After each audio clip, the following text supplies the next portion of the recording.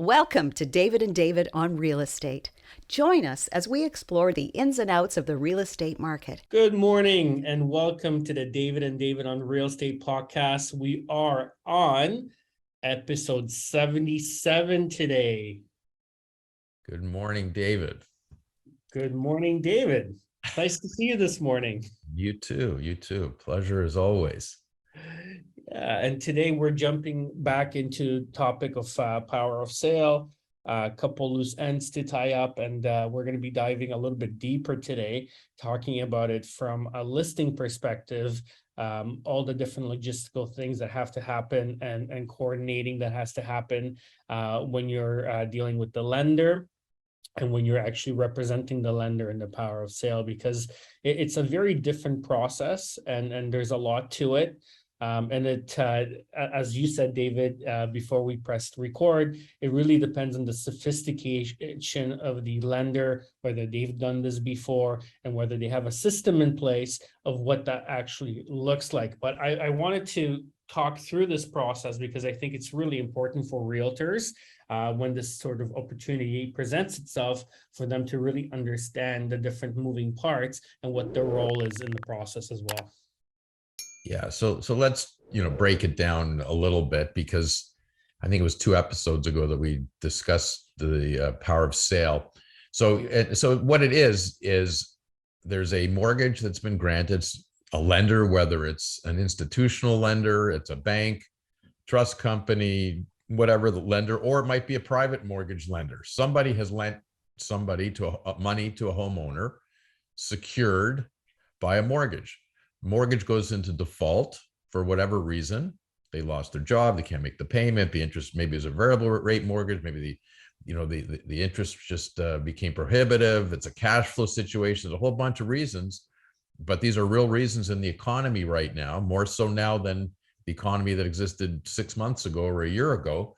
So there are these pressure factors in it, but whatever, the mortgage has gone into default, and what's the lender going to do? Because you look what a mortgage is. The mortgage is really a promissory note. It's, the lender agrees to lend a certain amount of money.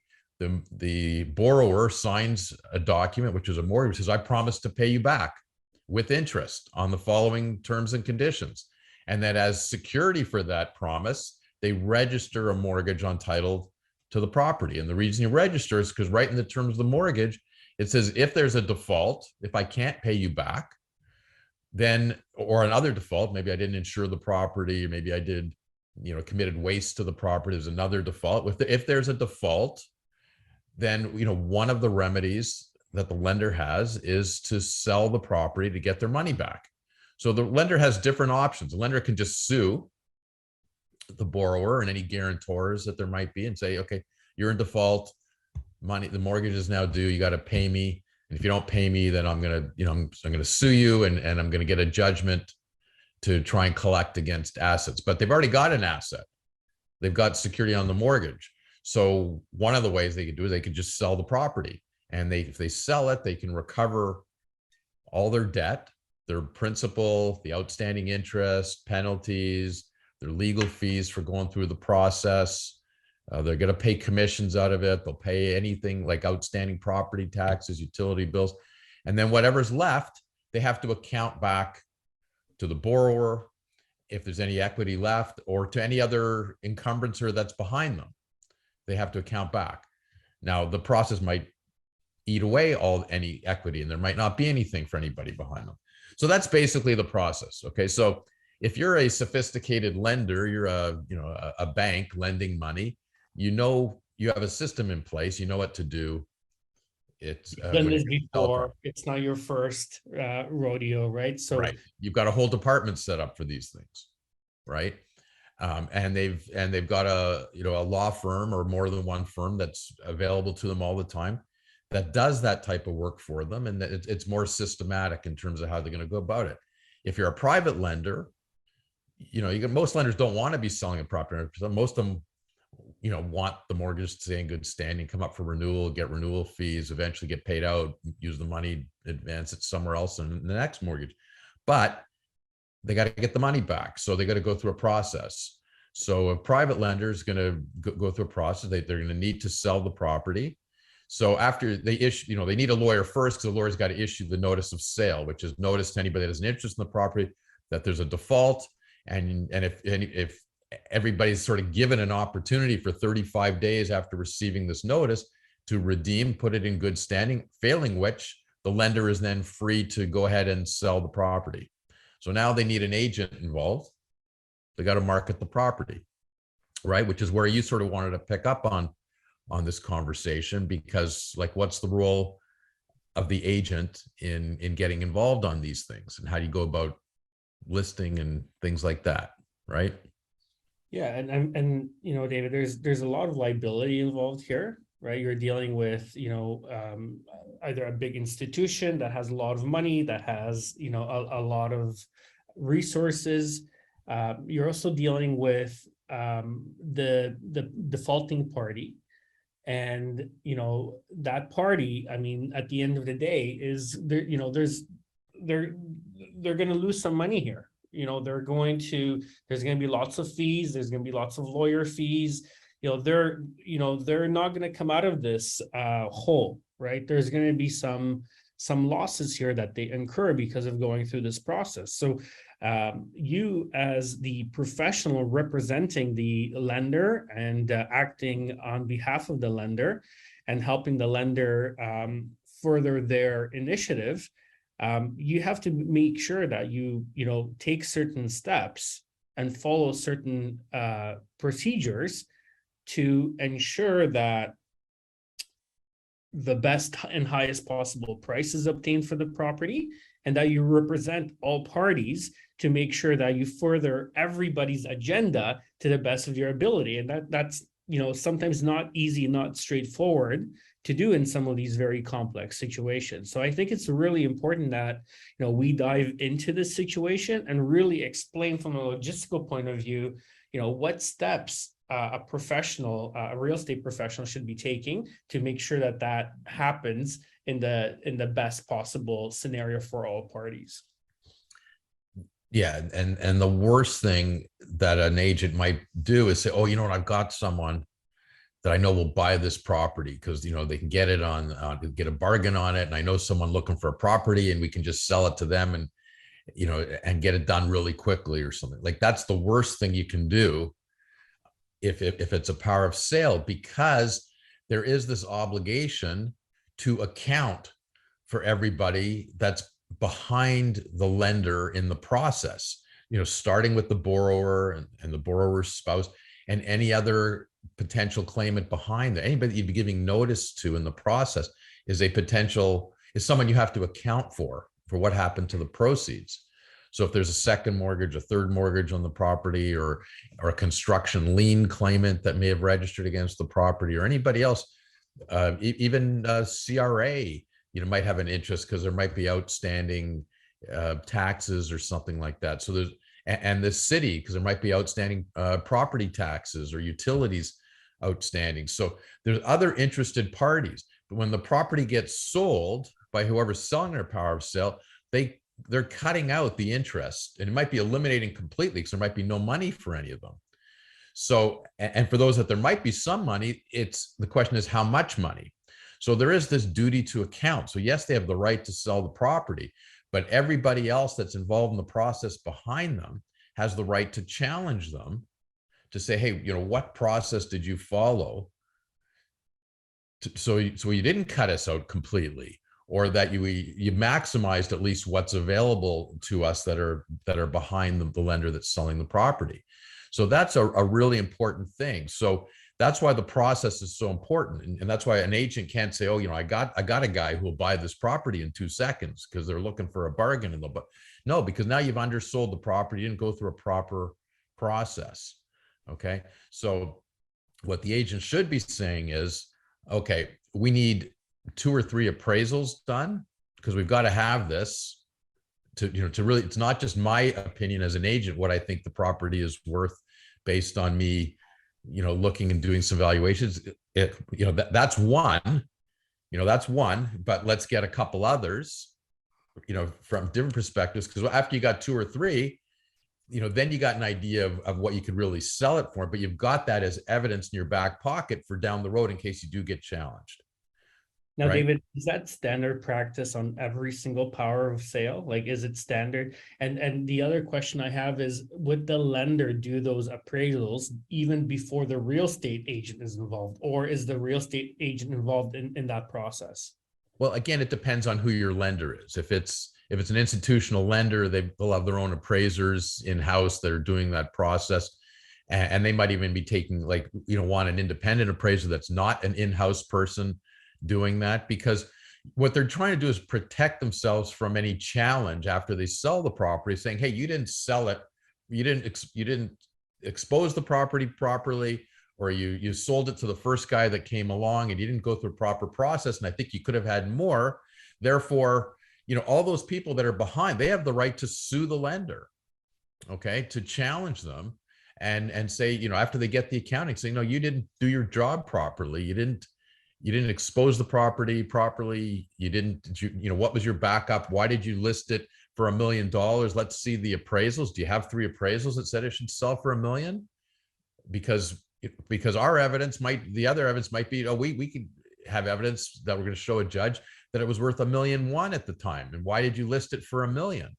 So if a lenders want to say, well, here's what's in my file, we got these 3 appraisals, one was in-house, one was from an agent, one was from an appraisal company, and they all agreed that it should sell somewhere between $950 and $1.05 million. So we thought $1 million was a good place to list. You have to justify it.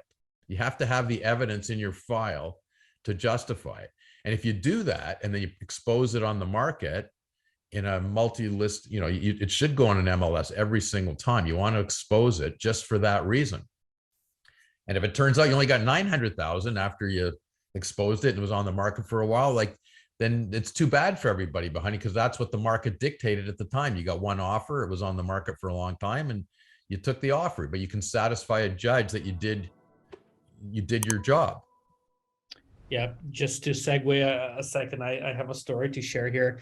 One of my agents was involved in a big estate sale, and there's 6 beneficiaries of the estate, all fighting, and all, cannot, there's this property, it's an estate sale, and, there's, I think probate was completed and the property was put into the 6 names.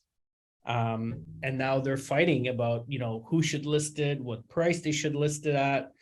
And I got this document on my desk, and it was an exclusive listing agreement for $1.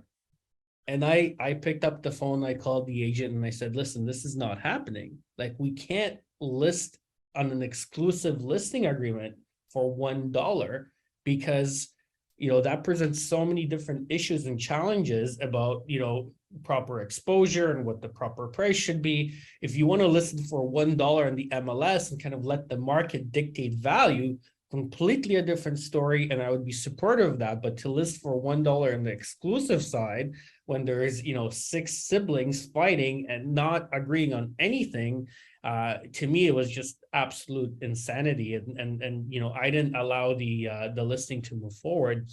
But that goes straight to your point that exposing the property adequately and making sure that the market has time to see the property, to that it gets marketed properly, is so important. I can't stress that enough in all these situations, right? Because as an agent, I mean, you have fiduciary duty to whoever you're representing, whoever your client is, right? And by introducing your own client, that's putting your own self-interest and your client's self-interest before your original client's self-interest. Right. And that's a very dangerous situation. So I don't think anybody should be double ending power of sales. Or if you do double end, I mean, we can talk about this a little bit at the end. I would do it in a very specific way and probably involve another agent from the office, and make sure that there's a wall there, and there's you're not giving them any information, and then you have to be very, very careful, right? And I had a conversation with an agent the other day about how you conduct yourself in the market, and I said to him, I said, look, like, you're a young guy, you have a whole career in front of you, you can't be doing certain things and just thinking about the next deal. You got to think about 20 years from now what your reputation is going to be in the market. right? So the same thing here, like, when you're representing an institution or a bank, and you're the listing agent on a power of sale, you can't put your own needs first. You got to make sure you represent that person to the best of your abilities.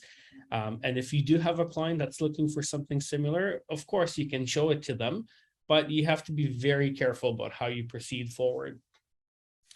I think your advice is bang on, David. And I would tell us the advice I would give to someone on that. If they want to sell to someone, I've got a guy that can buy this right away. I would only go ahead with that in the following scenario. Okay. We're going to sell this property. I've got someone who's available right now. I know the market, they would buy it. But only on the basis, I would say, go ahead only on the basis that you get everybody to sign off on it.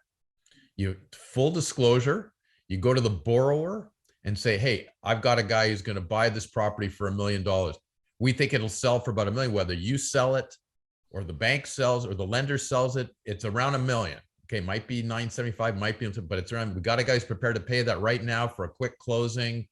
They've got financing, no conditions. We've got somebody, but you want the lender's going to sign off, and the lender's not going to sign off unless you get the borrower to sign off. So the borrower says, yeah, I agree. And the second mortgage lender says, I agree in writing. And anybody else that's involved in the project, you got to get them to sign off first. Okay. Because they're all saying, we agree that you're waiving the normal process to get this done, because maybe there's an advantage and maybe there's something in it for all of them. If they're going to agree in writing, fine. Okay. Then you can go ahead. But other to do that, you're just inviting a lawsuit by everybody that's behind you. Okay. I went through this on a property, I could tell you a story on it was a vacant land, that was going to be developed into residential condo unit, or really townhome units. Like there was, I think 6 lots basically that could have been built and would have been townhomes. And the developer, got in trouble. The market changed. They found some environmental issues under the soil that increased the cost. And it was in a process and they had to go through a whole process, an approval process. And it was delayed. Eventually there was 3 mortgages on the property, first, second, third. We're laughing because it took us 77 episodes to press pause on these podcasts, and completely my fault. I had to run to the bathroom, and I just funny, but that's amazing. Like we always record these right through. We never have a pause. We just never have a take. We don't have to edit ever. We just, whatever it is, and we just go. So anyway, I can't believe we went. I broke the cycle. You broke the cycle. Wow. Well, now everybody knows, and that's something we're talking about. Another tangent, right? But kind of incredible, because when we started these, I never imagined that we would go 77 episodes without needing to press pause and edit and put the thoughts together. But it's been so easy, right? And I think a lot of that, David, of course, is an test to how much we love this industry, and the level of experience that especially you bring to this conversation. So it's been a lot of fun, and now everybody knows that we press record, and we record all the way through without any edits, and that was our first pause. So thank you for bearing with us. Yeah, even with guests, we've never had to pause. We just go right through, and I think most of our sessions, I think David, you and I look at, we do some prep before, and we think, okay, this is going to take us 15, 20 minutes to talk about. And before you know it, it's an hour every single time. And the time flies with guests, without guests, because there's stuff comes up. Once you start talking about something, it's, oh yeah, that reminds me of this thing, or this situation happened, or you got this question from an agent. And there's always something that comes up that feeds the conversation, everything. And the time flies in these sessions. Yeah. And I mean, you guys close hundreds of transactions every month. We close hundreds of deals every month. So we're out there and we have a pulse of what's really happening. And, I'm very close with my agents, and we do a lot of listening, and we do a lot of support. And you come across all types of different situations. So even if you lean on, 1% of what happens in a week and talk about it, there's a lot of content. Yeah, no, there always is. And it's always, one of those things where I've always, thought the best thing for a real estate agent is, to get in the office as much as they can, because because you're there, you hear other people's stories, you hear what's going on their transactions, they hear what you get to hear, right? People are coming to you all day long with a situation. They got a situation. They're not sure. Do I do A? Do I do B? Do I do C? Is there another option? Right. So you get involved. But most agents, if they're not part of a team or anything, all they're exposed to is their own deals. Right. And that's another advantage getting in it. I think same thing for lawyers. I encourage our associate lawyers, even though people like to work from home and remotely, and we spread out just because we have 3 offices. So we got people spread out sometimes, but it's still good to be in the office, because you're in the office, you get to hear about somebody else's file, whether it's another lawyer or just clerk saying, hey, I got a problem on a file, and they're discussing it. And then you just get exposed to more when you're in those type of environments, and you just learn more. Yeah. Right.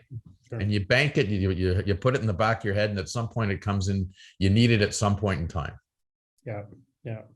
I have a really good friend of mine that reads a lot of sales books, and I always said to him, I said, and he was on the show, Sean Shake. And I always say to him, Sean, like sometimes, I don't quite understand that concept. And I'm like, I need to reread it. And he always says to me, no, you don't. He's like, one day when your brain, your subconscious needs to rely and lean on that, it just will, just trust. Right. And I'm like, interesting, because I'm the type of person where I'd like to read something like 3 times until like I can really understand and know exactly what it is. And Sean encouraged me to say, no, you know what, get us through as many books as possible, and your subconscious will lean on that instance or on that when it needs to, which was a different way of thinking, right? So sometimes you need to push yourself out of your own comfort zone and realize that your mind works in a certain way, and it's quite extraordinary how it works. Yep. It's true. And you just never know where that information is going to come in handy at some point in time. And it's like, oh yeah, there was a situation, you try and figure out what it was, and eventually it'll come back to you. You may not remember all the facts, but you could always go back to that book at that point in time and say, and use it as a reference because it triggers it, right? Yeah. Yeah. Anyways, let's go back to the story you were sharing before I'll just tell the story, because I think it just gives you an example of how you got to be not fearful of the situation, but you got to take so many factors into consideration when you are selling, and depends on which side of the process you're on. So just to recap a little bit, vacant land that was going to be developed into townhomes. We got a first mortgage lender, there was a second mortgage lender, there was a third mortgage lender, because there was original acquisition costs, and there was monies put in because there was environmental cleanup that had to be done, and there's development money, and then someone was putting up some pre-construction money, and eventually anyways, the project took way too long. The economy shifted, the building permits weren't available. There's a bunch of factors. They got dragged on. Eventually the owner, ran out of money and couldn't make the mortgage payments because this was taking too long. So all the mortgages went into default. Okay. All 3 mortgages in the property. Everybody issued notice of sale at some point, because everybody has the right to sell the property. The issue became like, who was going to sell the property? And no one really wanted to sell the property. The third mortgage lender was sort of realized right away, I'm likely to get no money out of this right now. If this gets sold by someone, no matter how they appraise it, current market and everything, I'm likely to get no money. I'd rather wait and let the first or second do it, because maybe they'll screw up in their process, and maybe I could at least sue them because maybe they didn't market it properly and they just cut me out. Maybe I'll have an action. Maybe I can recover from them. Okay. So they didn't want to take control, because if they took control and sold it fair market value, they'd probably get nothing. So why bother? They'd rather let the people ahead of them do it. The first mortgage lender, who could sell at any time to get all their money out, didn't want to sell it because they were fearful of being sued by the second mortgage lender and the third mortgage lender to account for what they did. Because chances are third mortgage lender probably get nothing. Second mortgage lender might get a third, maybe a half, but they're open to being sued. Okay. And the first mortgage, I should explain too, was a group of investors. Okay. It wasn't a sophisticated builder or something. It was a group of investors that put money in, and there was about 8 of them, and they're all have their own opinion. It was 8 separate opinions on the process. But not only that, if you're going to sell it as the first mortgage lender, you have to put up some money first. Okay. In order to protect themselves, they would have to get proper appraisals done. They'd have to hire an appraiser company or one or more to get a couple different opinions. They got to pay for that. They probably had to make sure that that it was environmentally sound to sell the property. They would have to do an environmental study of some sort to know exactly the situation. Was it cleaned up properly, to make sure that they're not in a bad position, so that they don't get challenged if they're selling a property that's contaminated or something like that. There was outstanding property taxes on the property. So were they going to pay that first? They got to hire, a real estate company. They got to market this. So they would have had to, as a group, they would have had to put some more money in. Okay. And they weren't an institution that had money available. And even though if they put more money in, they're likely to get it back when they sell it, but they're still putting the money in, and they're not the most sophisticated group, and they don't all agree because they're not cohesive. So that became a challenge for them to do it. So they said, we'd rather sort of not do it. Let the second mortgage lender sell it, and they could sell it, and all the money, the first money that they get on it comes to us as the first, right? But the second mortgage lender wasn't moving, like they weren't doing anything. So it just kept, like, nobody wanted to sell it. It was just staying for a long time, and interest keeps accruing, and the market kept changing, and literally, a few years went by, in the process, because everybody was like, nobody was ready to go ahead and sell it, and then one answer would be like the first mortgage, or anybody could have appointed a receiver to step in and do that. As soon as you do that, everybody gets blown out, because the receiver gets paid such high fees to deal with properties like that, and they get paid first, and so they now jump in first position ahead of the first mortgage lender.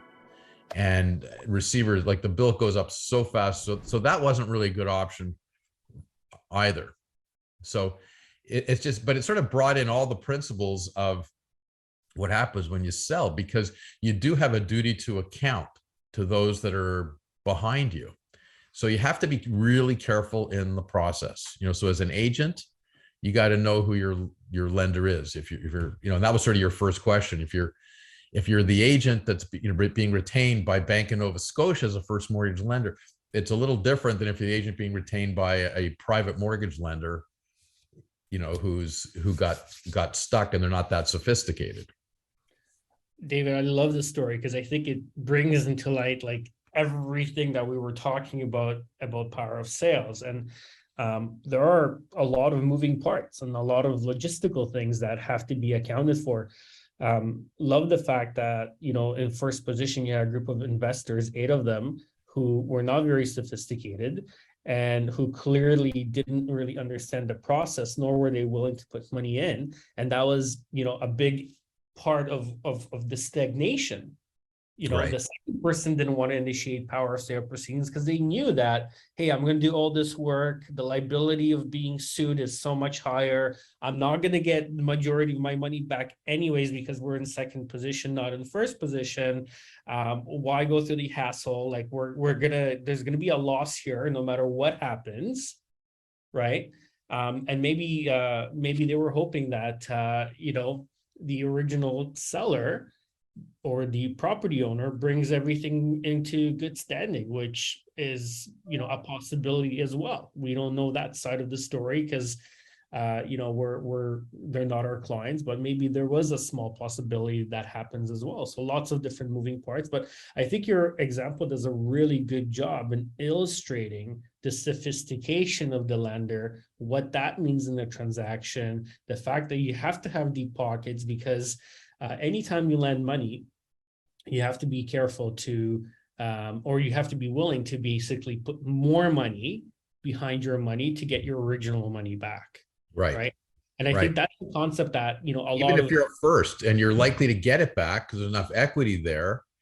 So you got to put out money to get appraisals done or to pay some outstanding property. You're going to get it back if there's enough money there, but you still have to lay it out. Like there's still a cash flow thing, Yeah. and you still have to know that you still have to account to people behind you. And if they don't think you did a proper job, all of a sudden they're suing you after the sale Yeah. because they think you didn't do a proper job. Yeah. Not only you're going to get it back, but you're going to get administrative costs and you're going to get interest costs on top of that money you spend. So, you're making an investment to recoup your money, but you have to go deeper before you get out, right? And Right. Again, like administration costs, NSF charges, legal, like all of that is covered and reimbursable, and you can charge that, and you're in first position, so all those costs are going to be recouped. But again, you got to go deeper before you get your money back, right? Right. And you never know how long it's going to take too. And if you talk about like the private mortgage lending business, it's one thing someone gives a private mortgage on a property in Mississauga or in Toronto or something like that. But you're giving a private mortgage on a more rural property or a small town property in Ontario. And even though it's got, there's value there, and you're not giving 90% of value, it might be 60% of value, or it looks like a great deal. But if that mortgage goes into default and you have to sell the property under power of sale and you're in some small town in Ontario, there might not be anybody to buy that property for a long period of time. Okay, no matter what condition it's in, it might be in great condition. Maybe it needs a lot of work. It might be in lousy condition. Maybe you got to put in a whole bunch of money to fix up the property to make it attractive for somebody that lives in that small town of 5,000 people, for them to buy that house, because there's some newer properties there and it's just not attractive. And all of a sudden, even though you had a mortgage that was in first position and it looked like there was lots of equity and you only, 60% of value, all of a sudden you got nobody to buy it. And you can't get your money back. So you really got to be careful. So it's not, and I want this, I always feel like I'm saying stuff like, where people that, don't do anything, don't do every transaction because there can be problems, so don't shoot the messenger.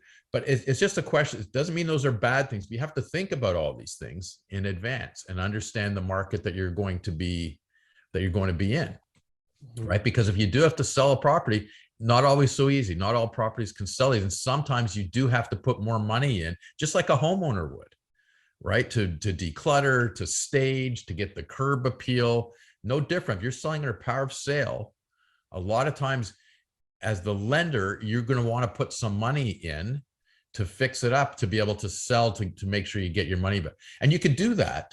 But again, you got to keep your invoices. You got to get more, if you're going to have a contractor, you want to get more than one bidding on it. You got to be careful because you can be challenged in the process all the way through to account.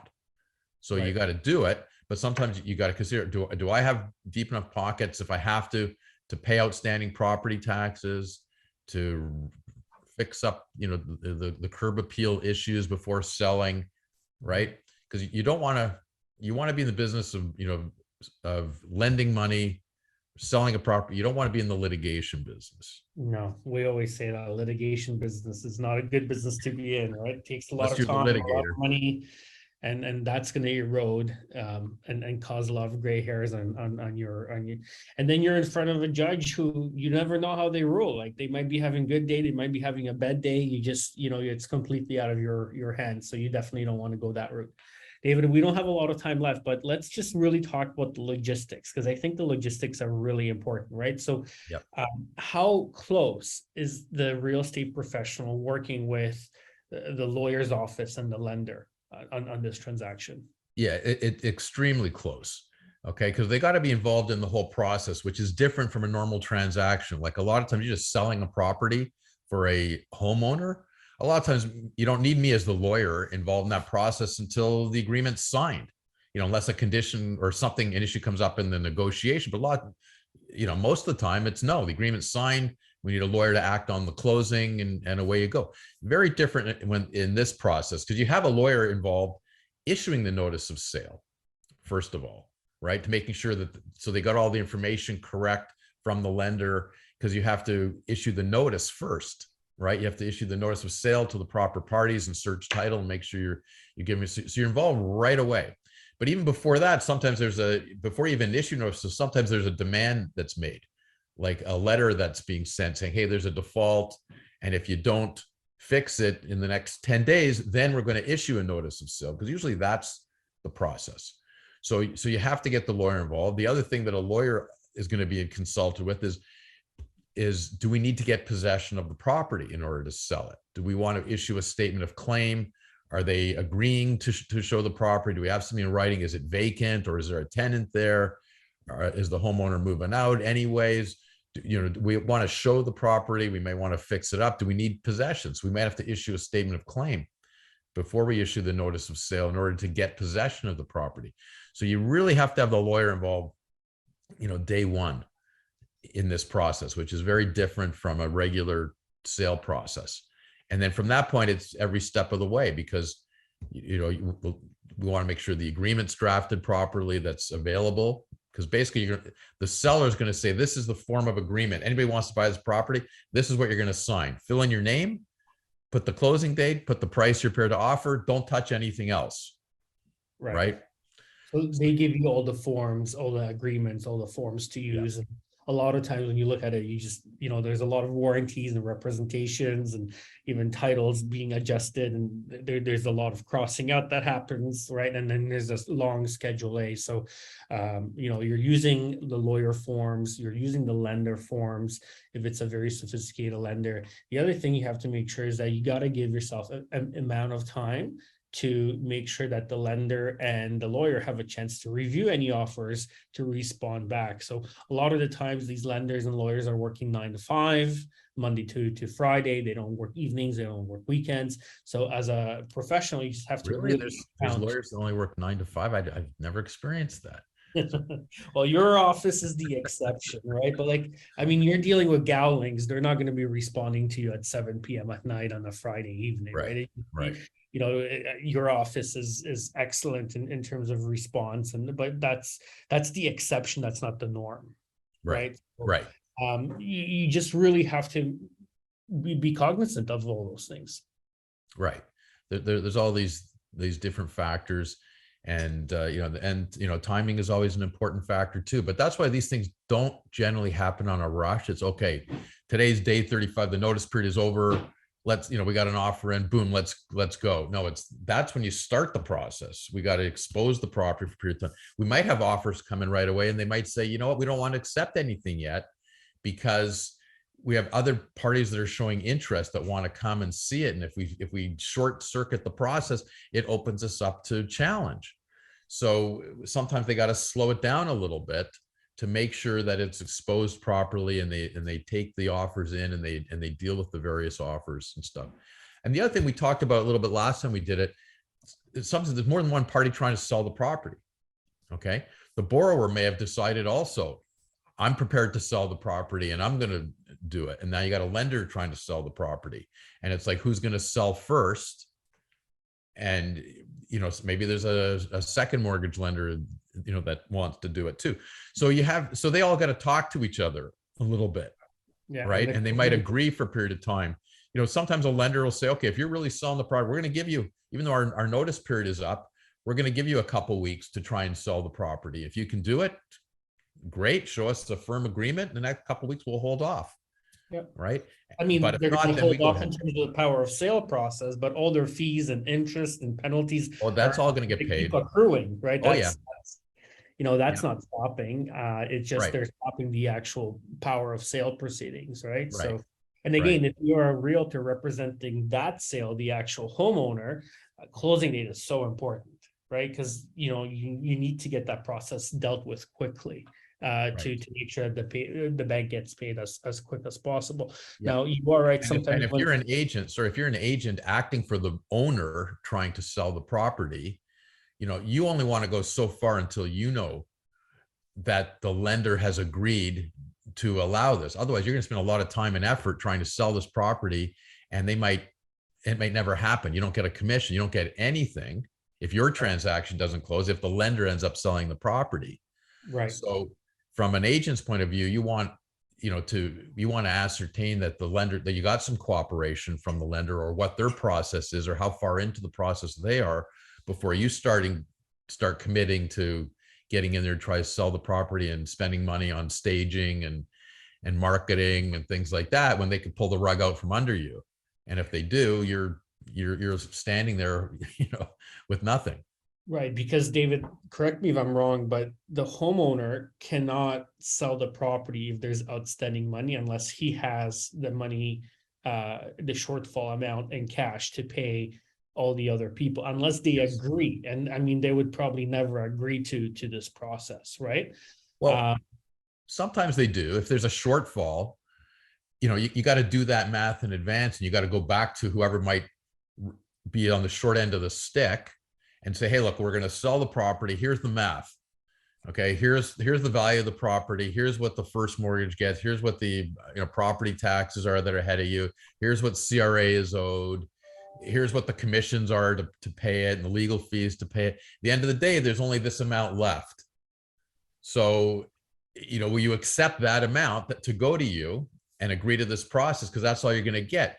And that party will either say, yes, I'll accept that in full payment of what I'm owed, or I'll accept that without prejudice to my rights to, like the sale will go through, but they might retain the right to still go after the owner for the deficiency, because they can still get a judgment for the balance that they're owed.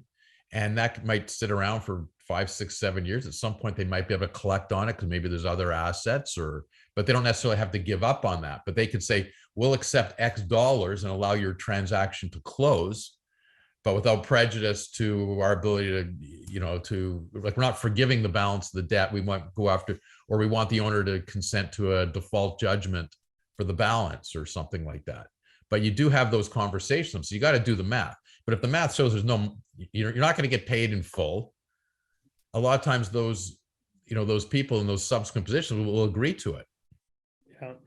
Interesting, very interesting. But I guess in their defense, the positive thing, if you're a second lender, is that if you're not going through a power of sale proceeding with the bank, there's more money there, right? Because less of it is eaten up by the first position who's actually doing the power of sale. Right. So there's more money in it for you. The question is, can you negotiate a way with all parties to really move forward, right? Because if the power of sale happens, it's forced upon everybody. Like, this is it, everything's forced, and they kind of have to live with what happens, right? In this situation, there's a little bit more negotiation that happens, so it might be the best alternative. But boy, does the realtor have a tough job in front of him to negotiate with all these parties to come up with a resolution. Yeah, even CRA, we've done many deals where CRA is owed an amount of money, and they registered on title that they're interested, so they're going to get paid. But we've had situations where CRA agrees to take less than 100% of the money owed to them to allow the transaction to close, and what's available to them, they'll accept without prejudice to their rights to to still go after that debt doesn't get wiped out necessarily. Sometimes we've seen that they will wipe out small amounts or something because they just want to close it. But a lot of times it's no, we'll allow the sale to go. We'll accept whatever's left for us from the sale, but we still have our other abilities to go after the homeowner down the road at some point in time. If they acquire other assets, we can still collect on it. So we've seen that even from them, because sometimes it makes sense for everybody to sell the property and and get everybody paid down as much as possible. Sometimes you get wiped out. Sometimes you get a lot less than 100%, and sometimes you can accept a certain amount, but you still can live another day, and you might have a chance to collect down the road. These are very serious matters and a lot of moving parts. So if you are involved in this process, depending on who you represent, just be very careful and make sure that you work very closely with the lender and the lawyer to make sure that all parties are represented. And David, I love what you said, is that there's no rush here to really put yourself in a difficult situation. Take your time, speak to everybody, understand all the different moving parts, and don't rush to accept an offer that comes in, because there might be something a little bit more lucrative around the corner. And at the end of the day, you really have to substantiate that that was in everybody's best interest. Right. Don't expose yourself to a lawsuit by those that get cut out in the process, because you can't justify the process that you helped the client or the lender go through. So you just have to be aware of these things, be diligent, be careful. And it goes back to some of the basic stuff we talk about all the time, David. As an agent, know your client. But you got to understand their whole situation, right? Whether it's the owner trying to sell because they're in distress, like who are they owe money to, or if they're helping, they're actually acting for the lender selling it under power of sale. You still got to understand their situation and who your lenders are, and their sophistication level and things like that. So there's factors to consider, but these deals get done all the time. None of this, again, should be discouraging anybody from doing any of these things. Like, these transactions happen. You can do them. You can earn commission on them. These things happen. You could be doing a great service to your client, whether you're acting for the private lender selling it or whether you're acting for the owner trying to avoid a power of sale. But you just have to do it properly. Yeah. Awesome, David. Well, listen, this is another great episode. Thank you, everybody, for tuning in.